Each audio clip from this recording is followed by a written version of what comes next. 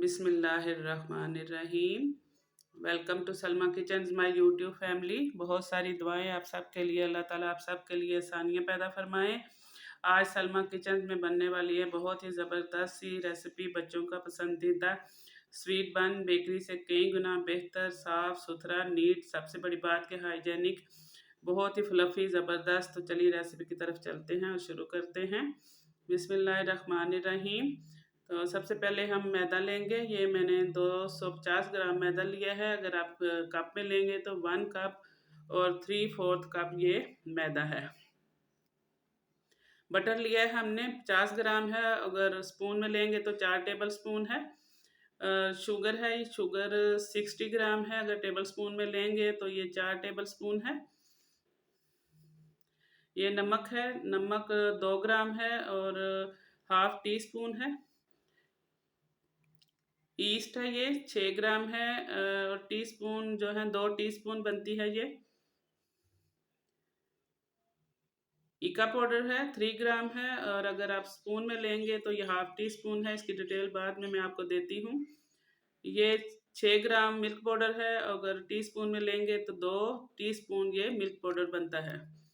और ये vanilla powder है 1 ग्राम है और टीस्पून में ये 1/4 टीस्पून बनता है। 1 अदद अंडा है और ये येलो फूड कलर है। इसको हम यूज़ करेंगे इसके अंदर, पानी के अंदर। और ये ठंडा पानी है, 100 ml ये पानी है। बाद में ज़रूरत पड़ी तो फिर ऐड करेंगे। इका पाउडर के बारे में मैं आपको बता दूं कि ये इका पाउडर का जो है ना, ये साचे है। आप इसका स्क्रीनशॉट ले सकते हैं। ये आपको कहीं से भी बड़े सुपर स्टोर से आराम से मिल जाएगा। और अगर दूर दराज रहने वाले इलाकों में बच्चे जो हैं वो इसे ऑनलाइन परचेज़ कर सकते हैं। बहुत आसानी से ये दराज से मिल जाता है। ये बेकरी आइटम को सॉफ्ट करता है, इनके अंदर जाल पैदा करता है और इनको राइस करने में मदद देता है। इसका टेक्सचर इसकी मदद से बहुत ज़बरदस्त आता है। ये बेकरी आइटम में यूज़ किया जाता है, ज़रूर मंगवा के रख लें। ये ज़र्श हैं, छोटी जो किशमिश होती है ब्लैक कलर की, जो कि केक में और बन्स वगैरह में यूज़ की जाती है। आप इसकी जगह टूटी फ्रूटी भी डाल सकते हैं। अब हम मैदे में ड्राई इंग्रेडिएंट्स डालेंगे। सबसे पहले हम इसके अंदर वनीला पाउडर डालेंगे 1/4 teaspoon, 2 teaspoon milk powder, 2 teaspoon east, half tea spoon नमक और हाफ टी स्पून हम इसके अंदर इका पाउडर शामिल करेंगे। अच्छी तरह चीज़ों को हम ड्राई इंग्रेडिएंट्स को मिक्स कर लेंगे। अब हम इसके अंदर अंडा डालेंगे। पानी के अंदर हमने कुछ ड्रॉप येलो कलर के डाले हैं। ये बेकरियों में जो बंस मिलते हैं वो थोड़े येलो कलर के होते हैं, इसलिए मैं इसके अंदर कलर ऐड कर रही हूँ। अगर आप करना चाहें तो करें, वरना आप इसको स्किप करें। अब हमने थोड़ा थोड़ा सा पानी डाल के तो डो को गूंदना है, क्योंकि कुछ मैदा जो होता है कम पानी यूज़ कर लेते हैं और कुछ मैदा जो होता है ज़्यादा पानी यूज़ लेते हैं। इसलिए हमने इनमें थोड़ा थोड़ा पानी करके हमने इस डो को गूंदना है। मेरे पास स्टैंड मिक्सर है, उसमें मैं आसानी से गूंद लेती हूँ, लेकिन मैं आज आपको दिखाने के लिए इसको हाथ से गूंदूँगी। और ये हमारा 100 ml सारा पानी यूज़ हो चुका है। डो को हमने बड़े एहतियात से गूंदना है। हमने इसकी डो को सख्त रखना है, क्योंकि बाद में हमने इसके अंदर चीनी और बटर ऐड करना है, तो ये मज़ीद नरम हो जाएगी। इसलिए हमने स्टेज पे डो को सख्त रखना है। मैंने इसके अंदर चीनी और बटर क्यों नहीं ऐड किया, वो आगे चल के आपको मैं बताऊंगी कि मैंने इसके अंदर क्यों ऐड नहीं किया, और कब इसको हमने इसके अंदर ऐड करना है। अब डो को हम अच्छी तरह से मसल के गूंद लेंगे। अभी हमें थोड़े से पानी की मज़ीद ज़रूरत है। मैंने इसके अंदर 1 टेबल स्पून पानी और ऐड किया है। और अब आप 110 ग्राम या 110 ml पानी ले लें। अच्छी तरह से डो को हम गूंद लेंगे मसल के, और इसको हम ऑयल लगा के तो प्रूफ होने के लिए रख देंगे।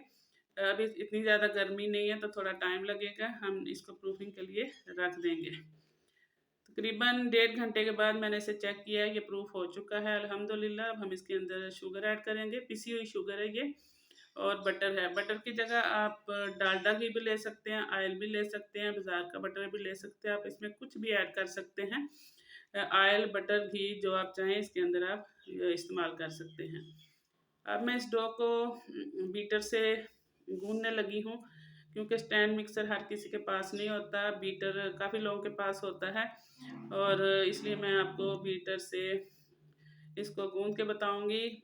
और मैंने इसके अंदर चीनी और बटर बाद में क्यों ऐड किया है, वो मैंने इसलिए ऐड किया है क्योंकि अगर हम शुरू में डो गूंदते हुए इसको ऐड करेंगे ना तो ये प्रूफ होने में काफ़ी टाइम लेगा, इसलिए हम इसको बाद में ऐड करते हैं। फिर बाद में हम इसको प्रूफिंग के लिए ज़्यादा टाइम नहीं देते, तो इसलिए आपने पहले आटे को प्रूफ होने के लिए रखना है, उसके बाद आपने चीनी घी उसके अंदर ऐड करना है।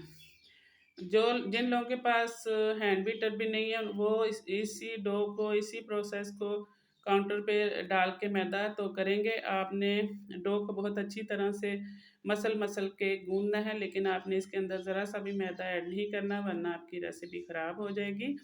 आपने स्क्रैपर की मदद से उसको इकट्ठा कर लेना है और दोबारा इस तरह गूंदते जाना है। जहाँ ज़रूरत पड़े थोड़ा सा ऑयल आप यूज़ कर सकते हैं, लेकिन मैदा आपने यूज़ नहीं करना। देखिए मैं डो को बीटर से गूंद रही हूँ तो डो ने जो ना बर्तन को छोड़ना शुरू कर दिया है, उसका एक गोला सा बनना शुरू हो गया है। इसी तरह जब आप काउंटर पे रख के डो को गूंदेंगे ना तो जब डो चिपकना छोड़ देगी ना काउंटर के साथ, तो आपने समझ लेना कि हमारी डो रेडी हो चुकी है। तकरीबन 5 से 6 मिनट हो गए हैं मुझे इस तरह इसको गूंदते हुए, और ये जो है डो बर्तन को छोड़ती जा रही है। जब मुकम्मल तौर पर इसका गोला बन जाएगा तो आपने समझ लेना कि डो हमारी रेडी हो चुकी है। देखिए माशाल्लाह से बिल्कुल इसका गोला बन चुका है, ज़रा भी बर्तन के साथ ये नहीं चिपक रही। अब हमने इसको तकरीबन 1 से 1.5 मिनट मज़ीद हम इसको गूंद लेंगे। गोला बनने के बाद इसी तरह हम इसको बीटर की मदद से कर लेंगे।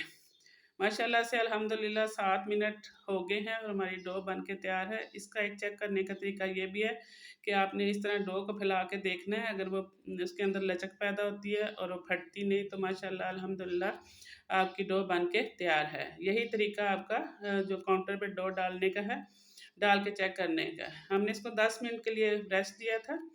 10 मिनट के बाद हम दोबारा डो को निकालेंगे, काउंटर को हम ऑयल से ग्रीस कर लेंगे, डो को फैला लेंगे और उसके ऊपर हम ये ज़र्श डाल देंगे। आप इसके अंदर जो भी डालना चाहें, टूटी फ्रूटी वो भी डाल सकते हैं। बेकरी में वैसे इसके अंदर टूटी फ्रूटी ही डाली जाती है। इसको बराबर 6 हिस्सों में मैंने कर लिया है। ये एक पेड़ा 90 ग्राम का बना है, आप अपनी मर्ज़ी से जितने ग्राम का चाहें बना लें। इसके ऊपर हम ट्रे के ऊपर डस्ट कर दिया है मैंने मैदे को। अब हम अच्छी तरह इसको सील कर लेंगे और उसके पेड़े बना के हम ट्रे के अंदर रखें, लेकिन आपने पेड़े काफ़ी फासले से रखने हैं क्योंकि ये बहुत ज़्यादा राइज़ होंगे, और अगर नज़दीक रखे तो ये आपस में चिपक जाएंगे। ऊपर भी हमने इनके रज़श लगा दिए, इनको हम प्रूफिंग के लिए दोबारा रख देंगे जब तक ये साइज़ में डबल नहीं हो जाते। ये साइज़ में डबल हो चुके हैं। अब हम अंडा लेंगे, अंडे के अंदर हम 1 से 2 टेबल स्पून दूध ऐड करेंगे। इसको अच्छी तरह से फेंट लेंगे। अगर हम सिर्फ अंडा जब लगाते हैं ना किसी भी बेकिंग आइटम पे, जैसे कि बन वगैरह पे, तो वो ऊपर से ना पापड़ी सी बन जाती है, वो ड्राई हो जाता है, खुश्क हो जाता है।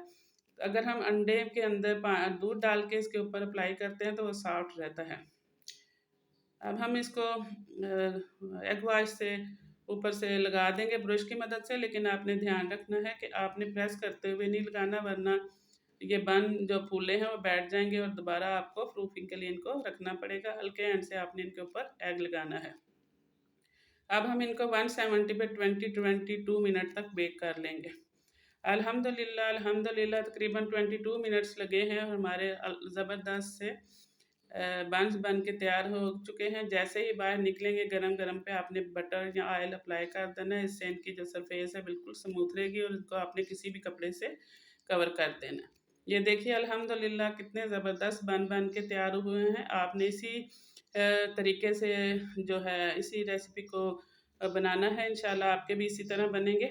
आप में से कौन लोग चाहते हैं कि मैं इनको लाइव आके रेसिपी दिया करूं? अगर आप लोग मेरी रेसिपी देखना चाहती हैं लाइव आके, तो मैं आपको लाइव भी आके आपके सामने दिखा दूंगी। अगर आप चाहते हैं तो कमेंट कीजिए ताकि फिर मैं आपको लाइव आके सिखा दूंगी। अगर आपको रेसिपी पसंद आई कमेंट कीजिए, लाइक कीजिए, अपनी दुआओं में याद रखिए। अल्लाह ने निगहबान। अल्लाह हाफिज़। इसको